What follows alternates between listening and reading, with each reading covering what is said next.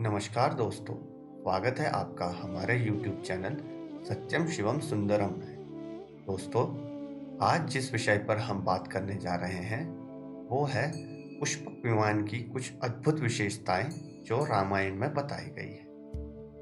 तो दोस्तों, रामायण में विमानों का वर्णन कई जगहों पर किया गया है। हालांकि अयोध्या में किसी विमान के होने का उल्लेख नहीं आता है।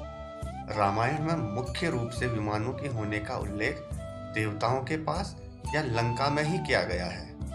रावण का वध करके श्री राम और उनकी सेना पुष्पक विमान पर बैठकर अयोध्या वापस आई थी और उसके बाद श्री राम ने यह विमान कुबेर के पास भेज दिया था। वाल्मीकि रामायण में पुष्पक विमान का सर्वप्रथम उल्लेख तब आता है जब हनुमान जी सीता जी की खोज में लंका जाकर वहां की हर एक चीज का निरीक्षण कर रहे होते हैं। उस दौरान वे लंका में अद्भुत पुष्पक विमान को भी देखते हैं और बहुत आश्चर्यचकित होते हैं। यह विमान इतना अद्भुत था कि हनुमान जी का ध्यान बार बार उसकी ओर ही आकर्षित होता था। निश्चय ही हनुमान जी पृथ्वी पर पहली बार ऐसे किसी अद्भुत विमान को देख रहे थे। पहली बात तो यह है कि पुष्पक विमान कोई साधारण विमान नहीं था। रामायण में साफ बताया गया है कि उसमें जो विशेषताएं थी वे देवताओं के अन्य विमानों में भी नहीं थी। पुष्पक विमान का निर्माण स्वयं विश्वकर्मा जी ने किया था और रावण ने निराहार रहकर तप करके अपने चित्त को एकाग्र करके उस विमान पर अधिकार प्राप्त किया था। इसलिए विमानों का उल्लेख तो रामायण के बाद द्वापर युग में भी मिलता है, लेकिन पुष्पक विमान जैसे विमान का उल्लेख रामायण के बाद कहीं और नहीं मिलता है।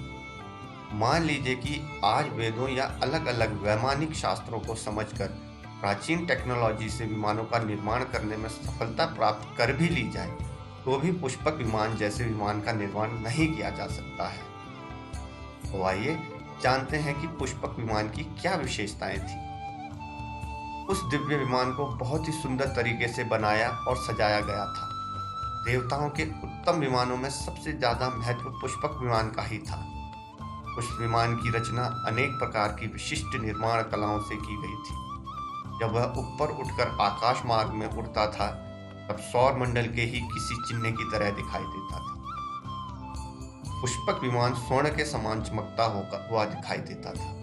वह अनेक प्रकार के सुंदर फूलों और रत्नों से सजा हुआ था। उस विमान पर श्वेत भवन बने हुए थे। उस पर सुंदर पोखरों और सरोवरों का भी निर्माण किया गया था। जैसे आज किसी क्रूज शिप पर अनेक कमरे और स्विमिंग पूल बनाए जाते हैं।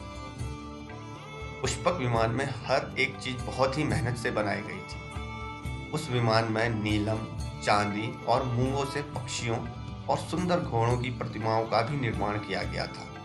यानी पुष्पक विमान में कोई जानवर पक्षी नहीं जुटे हुए थे, केवल उनकी सुंदर प्रतिमाएं बनाई गई थी। विमान में देवी लक्ष्मी जी का भी प्रतिमा स्थापित थी और लक्ष्मी जी की प्रतिमा का अभिषेक करते हुए 2 हाथी भी बनाए गए थे। आगे लिखा है कि पुष्पक विमान को देखकर हनुमान जी बहुत विस्मित होते हैं। फिर सीता जी के ना मिलने पर वे अत्यंत दुखी हो जाते हैं और इधर उधर देखने लगते हैं। इसके बाद हनुमान जी उस पुष्पक विमान की तरफ एक बार फिर देखते हैं। यानी अपनी अद्भुत विशेषताओं के कारण वह विमान हनुमान जी का ध्यान बार बार अपनी ओर खींच रहा था।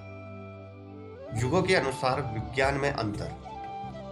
सतयुग और त्रेता युग में मंत्र, तंत्र, यंत्र शक्तियों पर काम होता था। जैसे रावण का पुत्र मेघनाद मंत्र और तंत्र दोनों ही साधना में निपुण था। लोग मंत्रों की शक्तियों को अच्छी तरह पहचानते थे और ज्यादातर उसी पर काम करते थे।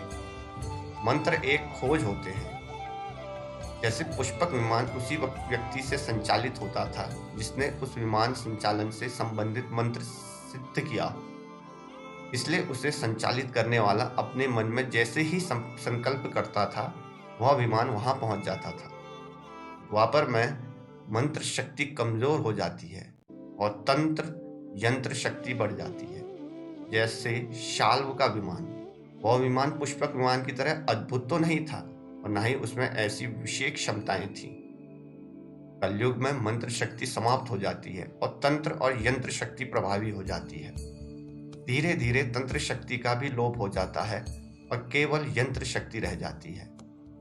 आज हम तंत्र मंत्र की विद्याओं और क्षमताओं को खो चुके हैं। और केवल आर्टिफिशियल टेक्नोलॉजी पर काम करते हैं। इसलिए अब चारों ओर यंत्र शक्ति का ही बोलबाला है। तो दोस्तों, ये था आज का हमारा वीडियो। आशा करता हूँ दोस्तों, आपको हमारे दिए गए इस वीडियो से कुछ ना कुछ ज्ञान अर्जित हुआ होगा। अगर आपको इस वीडियो से किसी भी प्रकार का ज्ञान अर्जित हुआ है तो कृपया करके हमारे चैनल को सब्सक्राइब और इस वीडियो को लाइक और शेयर करना बिल्कुल मत भूलिएगा। तो मिलते हैं दोस्तों अगले किसी और वीडियो में। तब तक के लिए हर हर महादेव।